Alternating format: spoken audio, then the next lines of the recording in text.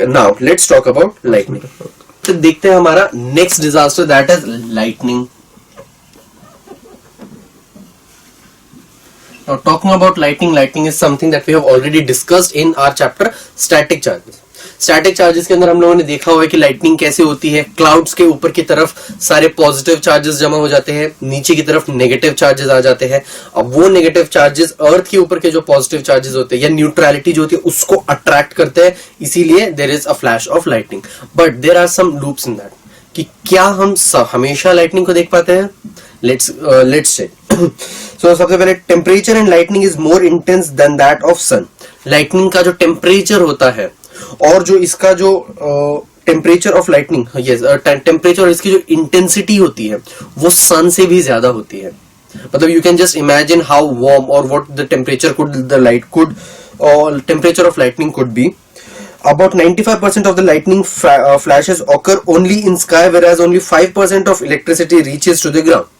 मतलब कि लाइटनिंग जो होती है वो 95% ऑफ लाइटनिंग जो होती है वो विद इन द क्लाउड्स ही होती है, क्लाउड के अंदर हो रही है या एक क्लाउड से दूसरे क्लाउड्स में, क्योंकि चार्जेस एक दूसरे को अट्रैक्ट कर रहे होते हैं। ओनली 5% जो लाइटनिंग होती है वो धरती तक आती है। Only 5% of the lightning reaches the ground, बाकी सब ऊपर स्पेस में ही होती है, स्काई में ही हो रही होती है। Generation of lightning occurs either within the cloud or between two clouds. Sometimes it takes place between a cloud and the ground.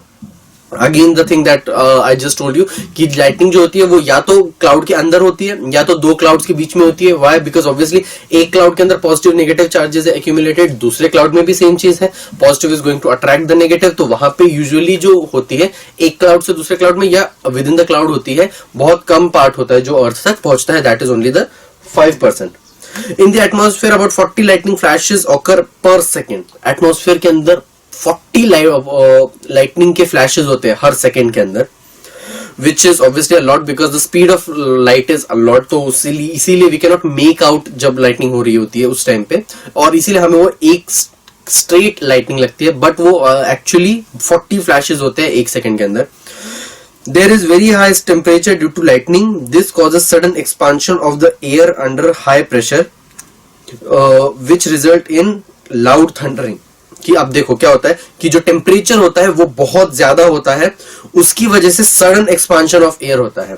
Because of high temperature जो एयर होती है वो सडनली एक्सपांड करती है, उसकी वजह से जो प्रेशर है वो इंक्रीज होता है, जिसकी वजह से थंडर का हमें आवाज आता है। अब obviously if there is lightning from here to here, इस एरिया का जो एयर है वो एक्सपांड हो जाती है बहुत सडनली, और यहां पर प्रेशर डेवलप होता है, उसकी वजह से जो थंडर है उसकी आवाज आती है, जिसे हम बादल गरजना के नाम से जानते हैं। Generally lightning strikes maximally in open ground. The chances of lightning falling on the open ground are higher than that of under the tree or near water. मतलब कि lightning जो होती है it mostly falls on the open ground only. The chances of lightning falling on any building or any tree is very less as compared to the chances of lightning falling on in an open ground. तो कि lightning हम जो बोलते हैं पेड़ों पे गिरती है, वो गिरती है, बट अगर वहां पर कोई ओपन ग्राउंड है तो उस स्पेसिफिक पेड़ पर आकर नहीं गिरेगी, वो किसी ओपन स्पेस में ही गिरेगी।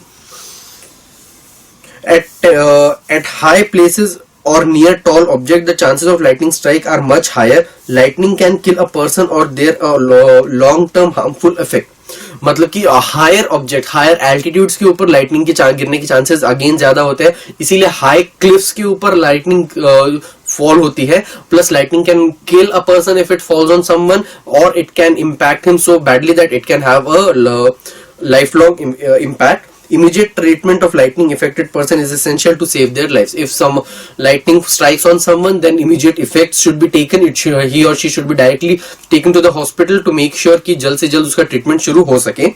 Proper precautions should be taken during thunderstorms. अब thunderstorms के दौरान proper precautions लिए जाने चाहिए. So let's see कि what are the precautions that we can take. Now the precautions that we should take during thunderstorms: do not stand in an open ground or below a tree. Do not go to high location or climb a tree. अब हमें कुछ चीजों का ध्यान रखना पड़ता है during thunderstorms. Thunderstorm क्या होते हैं? जब बहुत सारी लाइटनिंग हो रही होती है तो उसे हम कहते हैं थंडरस्टॉर्म। तो हमें क्या नहीं करना है कि ओपन ग्राउंड के अंदर जाकर खड़ा नहीं होना है, किसी भी पेड़ के नीचे जाकर खड़ा नहीं होना है। अनदर थिंग इज कि किसी भी हाई क्लिफ के ऊपर, ऊंची जगह पर जाकर नहीं खड़े होना है, प्लस किसी भी पेड़ के ऊपर नहीं चढ़ना है। Why?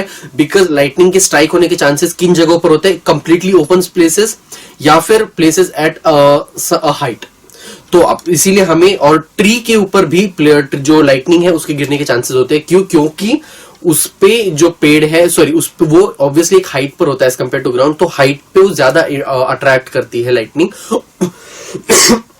Plus even if it doesn't fall on us, even if the lightning just falls on the tree, तब भी there are chances कि ट्री गिर सकता है, एंड अगर वो हम पे गिर जाए तो there can be so we can lose our lives। तो इसीलिए ट्री के नीचे भी खड़े नहीं होना चाहिए।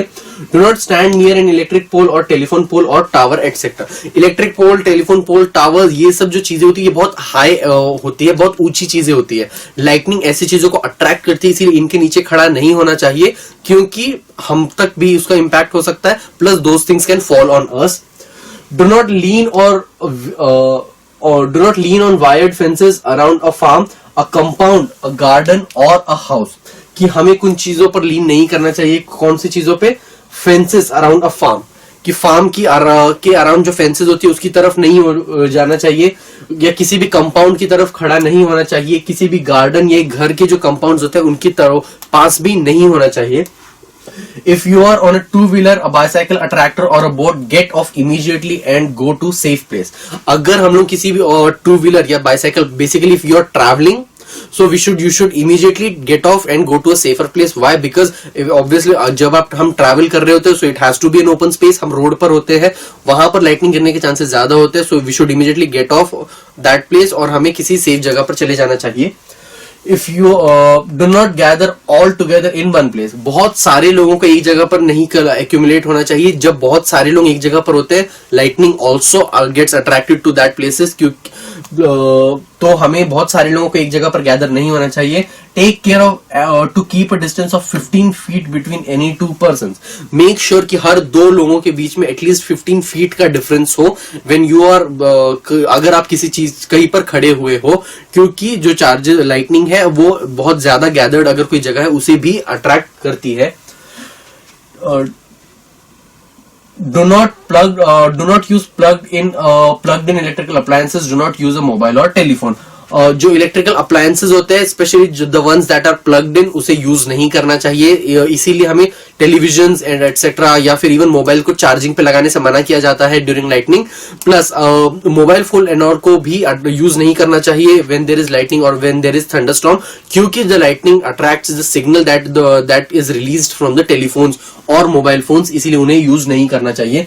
Stand on dry wood, a plastic sheet, sack और जूट क्लॉथ और ड्राई लीव्स। कि हमें किन जगहों पर खड़ा होना चाहिए? ड्राई वुड के ऊपर, प्लास्टिक शीट के ऊपर, सैक और जूट क्लॉथ या फिर ड्राई लीव्स के ऊपर, क्योंकि ये सब जो होते हैं ये इंसुलेटर्स होते हैं। अगर लाइटनिंग हम पे गिरी भी तो भी हमें इंपैक्ट नहीं पड़ेगा, करंट नहीं लगेगा, क्योंकि हम वो लाइटनिंग हमारे थ्रू अर्थ तक नहीं जाएगी। तो वो इंसुलेटर्स उसको एब्जॉर्ब कर लेगा और उसको फर्दर जो सर्किट है वो कंप्लीट नहीं होने देगा। इसीलिए हमें कुछ नहीं होगा अगर हम किसी भी इंसुलेटर के ऊपर खड़े हो तो। Stand on, keep your feet together, support yourself on the soles of your feet, placing your hands on your knee and crouch low। मतलब कि हमें खुद को क्राउच करके बैठ जाना चाहिए, ताकि ऑब्वियसली अगर हम खड़े भी है तो भी specially in an open place, तो हम एक एल्टीट्यूड पे है as compare to the open ground, तो हमें जो है क्राउच करके नीचे की तरफ बैठ जाना चाहिए, कुछ ऐसे करके दोनों पैरों को बांध के, हाथों को उस पर कवर करके, ताकि हम खुद को सेफ रख सके।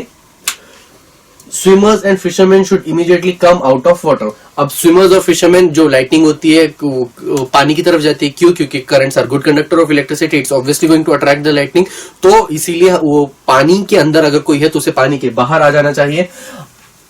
अ पक्का house is the safest place. Find out if there is lightning conductor on any tall building near your house if necessary get a lightning conductor fitted in your house. पक्का house basically a house made up of brick, वो safest place होती है, वहां पे lightning गिरी भी तो impact नहीं पड़ेगा. Plus try to find a place जहां पर जिसके आसपास कोई लाइटनिंग कंडक्टर हो, और if there is no lightning conductor near your place, तो मेक श्योर कि you fit a lightning conductor at your home, ताकि आसपास की जगह भी सेफ हो जाए and your home stays safe. So these are the precautions that we should take to keep ourselves safe from lightning.